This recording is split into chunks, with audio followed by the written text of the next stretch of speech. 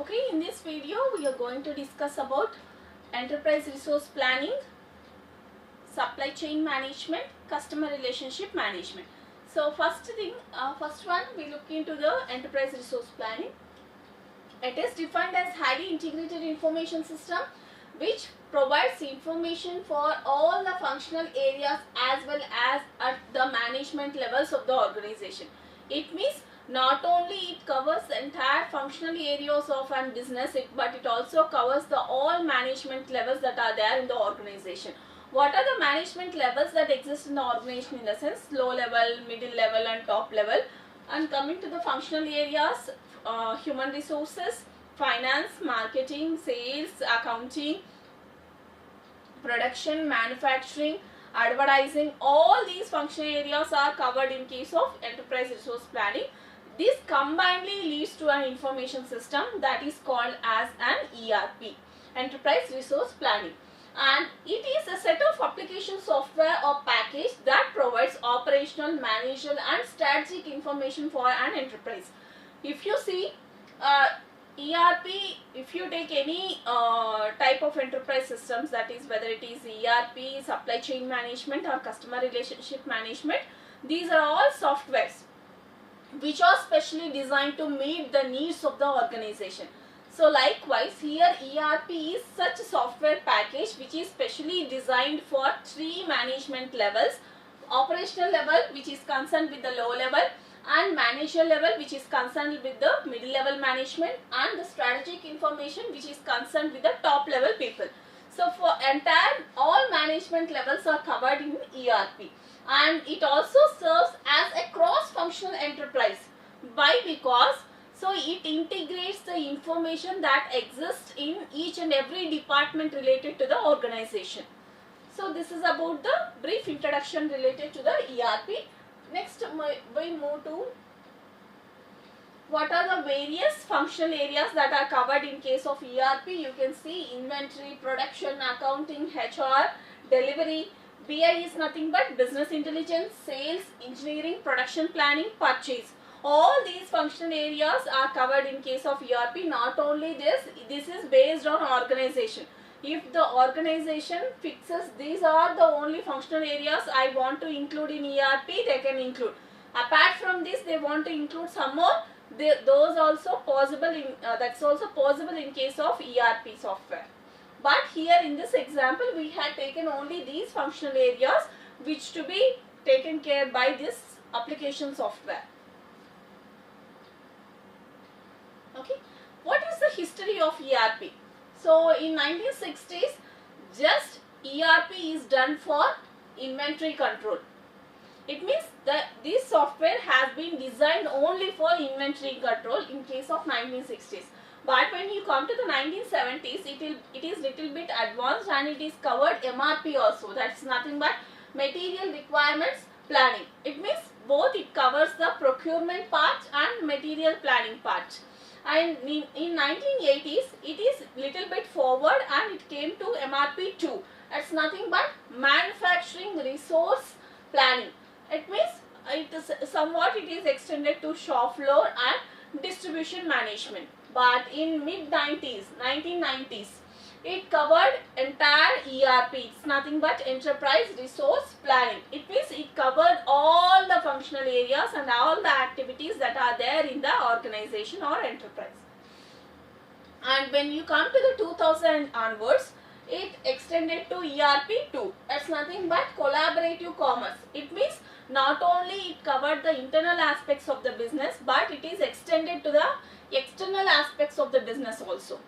So this is the brief history of the ERP, how it is evolved from 1960s to 2010 and 2000. Okay, why the companies has to go for ERP? Why the business or why the enterprises have to adapt the ERP for their business? In a sense, to integrate all the financial information that exists in the organization, and in order to integrate the customer order information and to speed up the process and to standardize the process and procedures that are carried by the organization, and reducing the inventory and standardizing the human resource information, and common definitions and common database to be maintained by the organizations, and update one module, it automatically updates the other modules also. All these are the reasons why the company has to go for ERP. Okay. Coming to the ERP modules, so if you see here, all these are the functional areas of the business: sales and distribution, materials management, production planning, quality planning, plant maintenance, asset management, human resources, project systems, financial accounting, controlling, workflow. All these are the functional areas. So for each functional area, they are going for one module. Module is nothing but a specific area which is covered by the ERP. It means all these modules combinedly called as one single system. It is nothing but the ERP. So each module carries out some activities, and it captures some data, and that data, whatever the data that is collected by all the modules, are integrated by the ERP system. So this is how the modules are separated in case of ERP and integrated by the ERP systems only. So coming to the typical ERP systems, so you can see here we had taken nearly 6 functional areas: sales and distribution, materials management, quality management, human resources, project management, financial and accounting. So if you take sales and distribution, if you go for sales, order processing, product configuration, delivery, quotations, pricing, promotions, availability, shipping, all these comes under the sales one. It means these are the entire operations that are performed by the sales module. When coming to the distribution requirement, transportation, shipping, export, billing, invoicing, revoke processing, all these are done by the distribution module. So when you come to the materials, so complete materials management and production planning is carried out by the materials management. Likewise, quality management also, you have some areas which are covered, and human resources also, it will taken care by this module only. Project systems will handle the project module. These are all the activities that are covered, and financial and accounting, all these are the activities which are covered under this module. So like this, all these modules are stored in a common database here.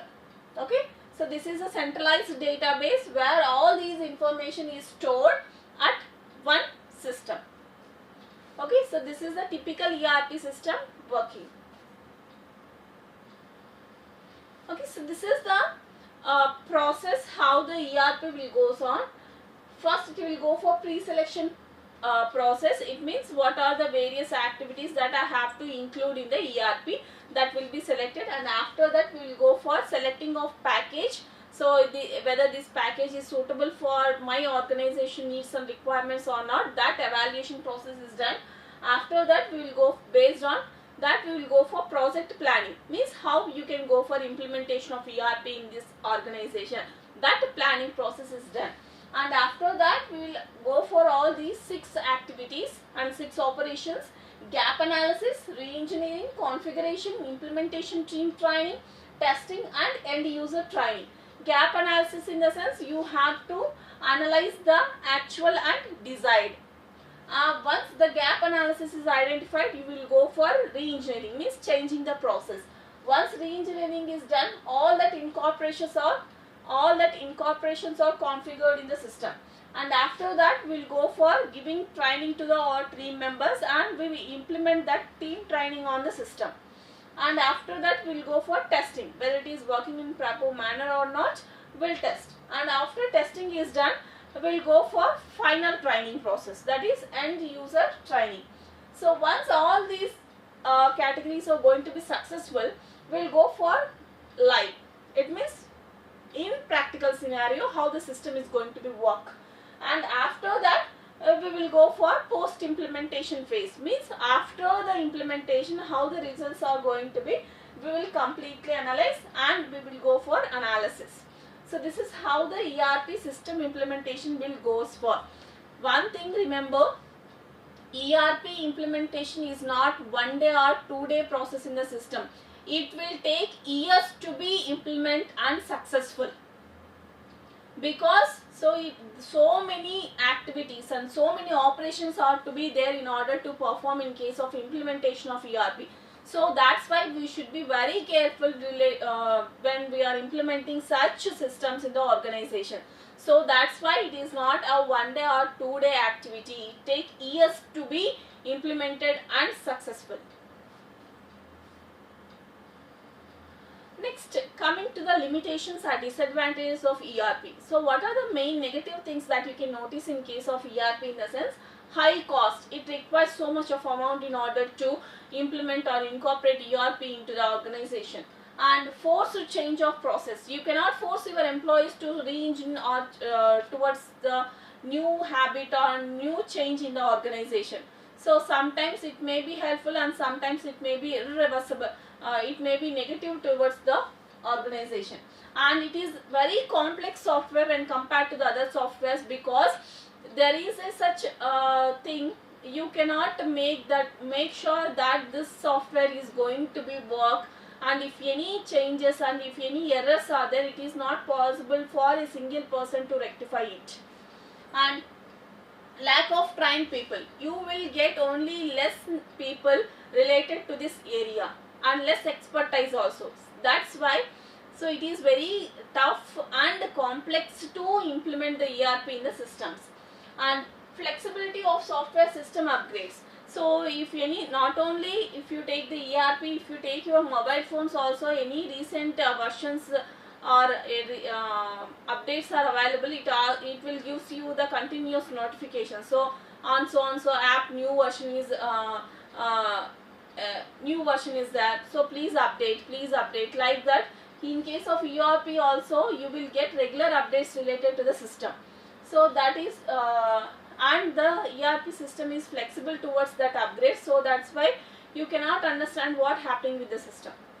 And implementation timelines. So for every activity there will be a deadline, like that here also ERP implementation will have also some deadlines. And availability of internal technical knowledge and resources. You cannot make sure yourself that I have sufficient workforce and I have good number of employees towards this ERP implementation and ERP working. So that is not possible.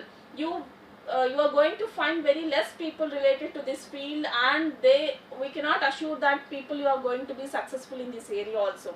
So that's why the lack of technical knowledge is also one more disadvantage in case of ERP.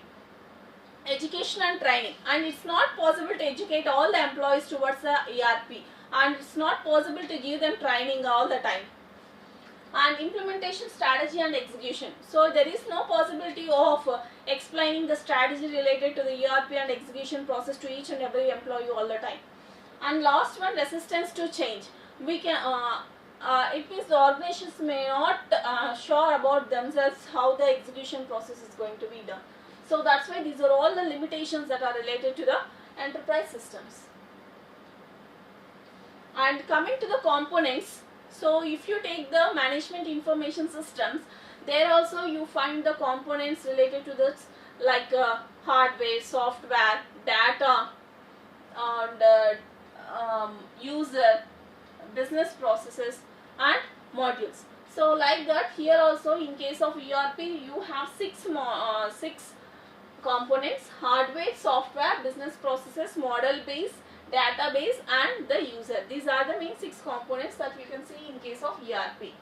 Okay, so why the ERP implementation is going to be fail every time? In the sense, there are few reasons why few organizations are not able to adapt ERP perfectly in their organizations. First one, lack of top management commitment to the project.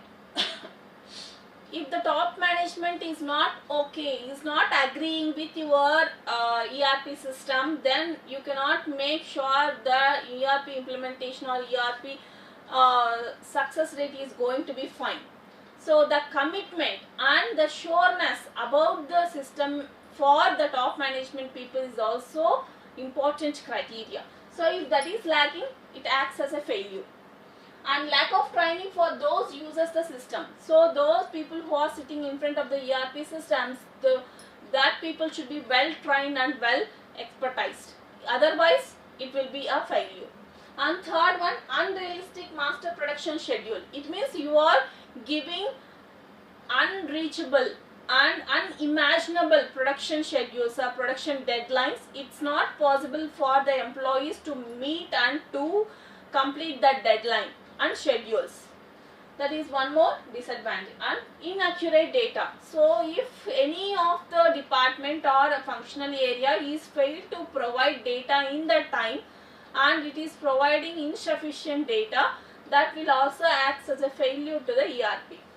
And lack of understanding of the complexity of planning, development and implementation of the system. So if you had made any mistake related to the planning of the system, implementation, design, phasing, anything, so in any aspect you had made some mistake, that will automatically impact the entire system implementation. So these are the reasons why the ERP generally fails in the organizations. And these are few measures how to make the ERP more effective. First, you have to establish the need and stage for the ERP. It means you provide every need and every requirements that are related to the ERP, then only you can make it effective. And you have to set the performance measure and you have to review them. So these are the standards that I am setting. Whether these standards are met by the people or not, you have to cross check them. And third one, assess value to the company. It means when you are using some new software package or new software system to the organization, how much effectively it is working on the organization, you have to measure and you have to analyze. If you are not able to analyze that one, so then there is no question of using that new software package. And view ERP as an integrated process. So if you are using the ERP system in the organization, you have to treat it as a complete view, not as a subset or as a functional area, because ERP always replicate the organization, not a single department or not a single functional area. So when all these are made sure by the management people, then the ERP implementation is going to be a successful one and effective one. Okay, that is about enterprise resource planning. Next one, customer relationship management. So simply the customer relationship management is one which makes the good relationship with the customers and the business. So if the company wants to make good relationships and maintain good relationship with the customers, that is only possible with the CRM software. That is nothing but customer relationship management. So in this, it uses the data analysis about the customer's history with companies to improve business relationships with customers and specially focusing on the customer retention and ultimately driving the sales growth. So it means when a company wants to improve its sales, improve its business, first it has to identify the customers. So it means who are the customers regularly buying their products and services and how to attract them and how to keep on hold them towards the product. So that is possible only by analyzing the customer's history. It means what is their buying behavior, what is their buying pattern. So when this is analyzed, then it is easy to make them hold with the company for a longer time. So this is possible by the technical software that is called as CRM, Customer Relationship Management, because this system holds the entire history of a customer. Who is buying, how oftenly he is buying, how much time he is spending towards the product. All these things will be cleared by the CRM software only.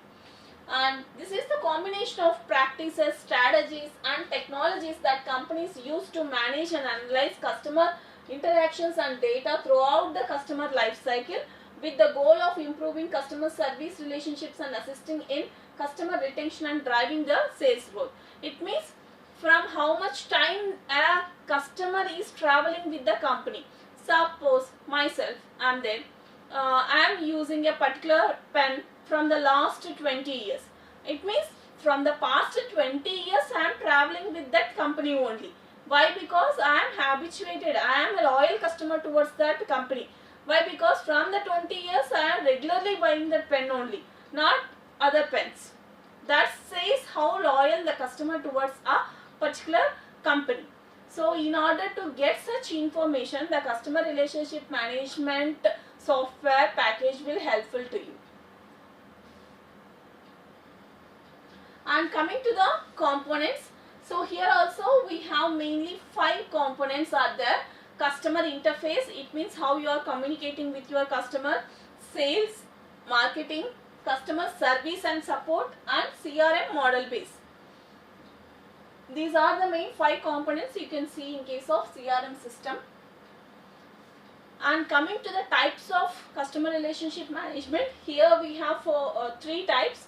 First one is operational customer relationship management. It means operational customer relationship management is one which streamlines entire business activities.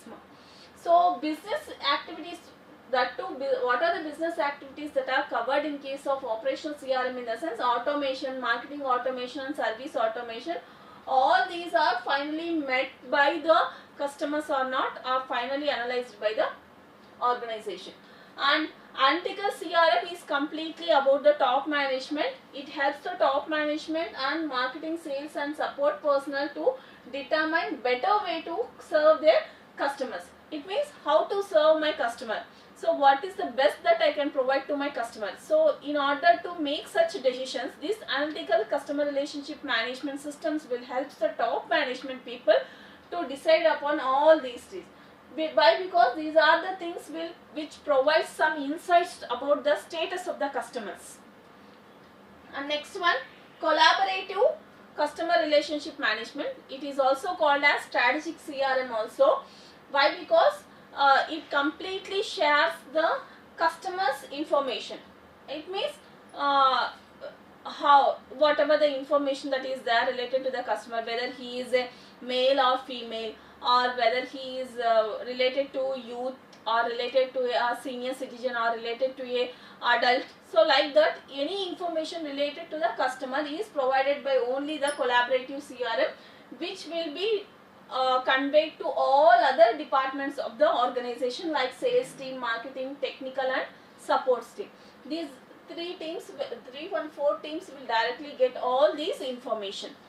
Next, coming to the CRM architecture, customer relationship management architecture. So here you can see how the entire process, whatever the things that we had discussed in the previous slide, entire things are kept here on a basis. So next thing, why the implementation framework of customer relationship management is carried, and how it is carried in the sense in this manner. So when you want to install or implement CRM system in the organization, you have to follow all these. First, you have to understand your business and customer. It means what's your business and who are your targeted customers. That you have to analyze first.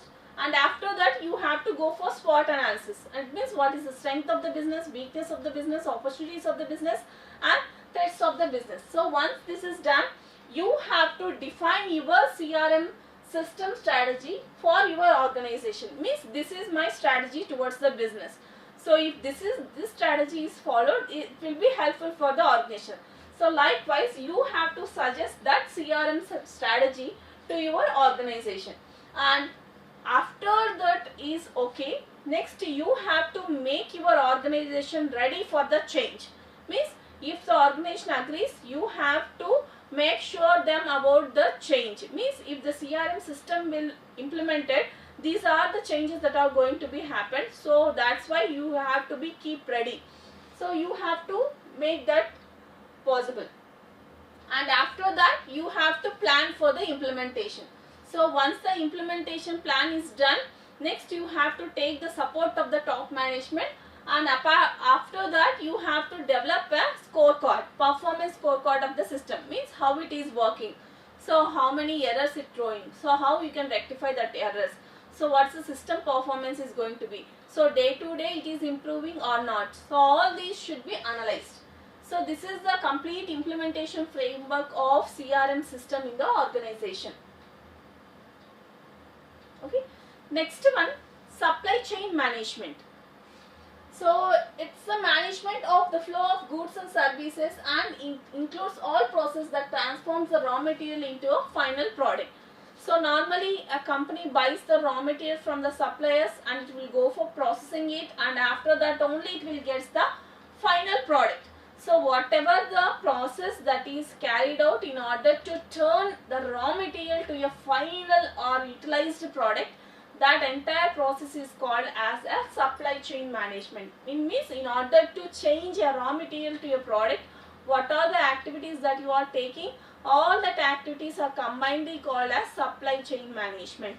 Okay, that's why it involves the active streamlining of the business supply side activities to maximize the customer value and gain a competitive advantage in the marketplace. So when a customer when a customer value is created in the market, in the sense if the company is offering good products within the prompt time, so that is possible only because of supply chain. So if your supply chain and logistics is good, then automatically the customer will feel goods towards your products. So once the customer value is created, it is easy to gain the competitive advantage in the market.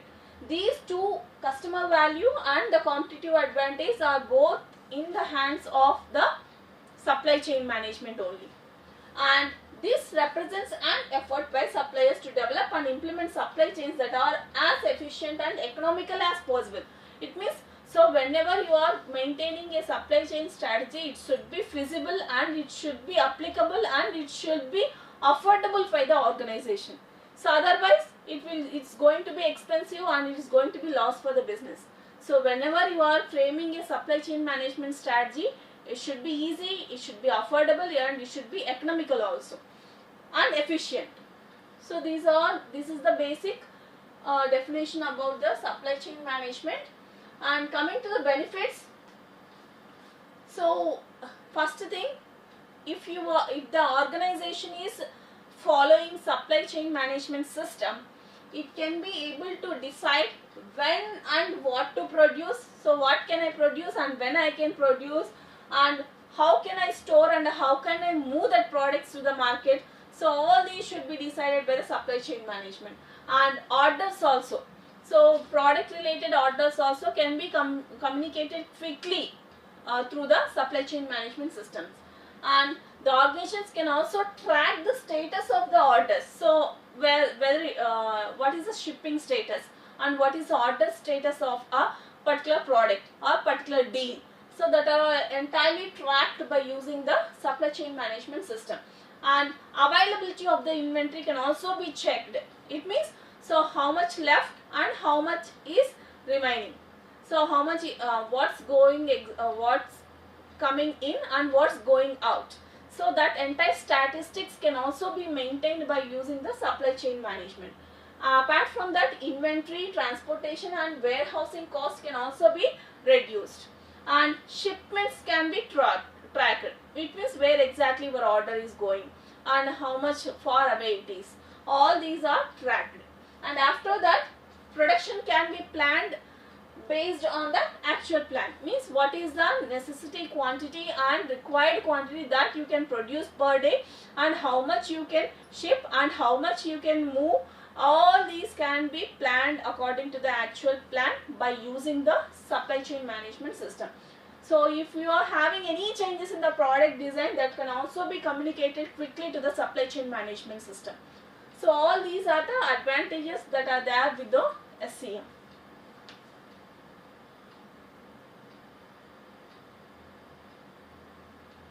Okay, so coming to the challenges. So main challenges to supply chain system is quality. So quality, customer service and costing. So giving the products at lower cost and affordable cost. And risk management. So while shipping and tracking, some risk measures will be there. So that should be followed. And supplier relationship. You have to maintain good relationship with your supplier. Then only they will send the raw material in time. Qualified person. You require well educated and well trained employees in the organization. Unforeseen delays. It means, so based on the demand only you have to produce the products.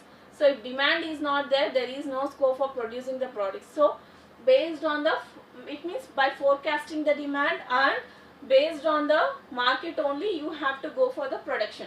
Fast changing markets. So understanding the market is also a important criteria in case of supply chain management. So if you fail to understand the market, then you will get failure in the business. So these are all the challenges to supply chain management. Okay, so coming to the implementation framework. So if you want to implement the supply chain management in the organization, you have to make sure about these 7 steps. So first you have to understand your business and the strategy and your customer. Next one is SWOT analysis. Next one is you have to define your supply chain management system strategy for your organization, and you have to make your business ready for the change. And after that you have to plan the implementation, and you have to take the support from the top management, and you have to develop a performance scorecard. So these are all the implementation activities that you have to be done for the supply chain management. So this is about enterprise resource planning, customer relationship management and supply chain management. So in the next video we will discuss about what decision support systems will be there.